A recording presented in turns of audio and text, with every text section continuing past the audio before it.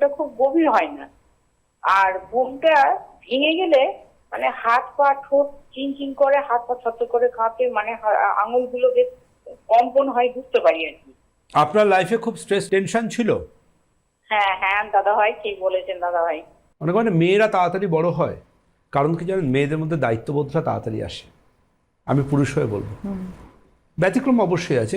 মেয়েরা খুব কম বয়সে বাস্তবতার শিকার হয়, দায়িত্ববোধ, এবং যে বয়সে ধরুন তার পার্কে খেলবার কথা, এমনও অনেক মেয়ে আছেন তারা রীতিমতো সেই সময় সংসারের সংগ্রামে নেমে পড়েছেন। যে লাইফে এই যে তিল তিল করে জলবিন্দু দিয়ে সিন্ধু যেমন তৈরি হয়, আপনার লাইফে তিল তিল তিল তিল করে যে ছোটো থেকে আপনি স্ট্রেস নিচ্ছেন, টেনশন নিচ্ছেন, অ্যাংজাইটি নিচ্ছেন, ওই আস্তে আস্তে আপনার ব্লাডের মধ্যে কর্টিসল বলে একটা হরমোন আছে, সেটা মিশতে শুরু করে।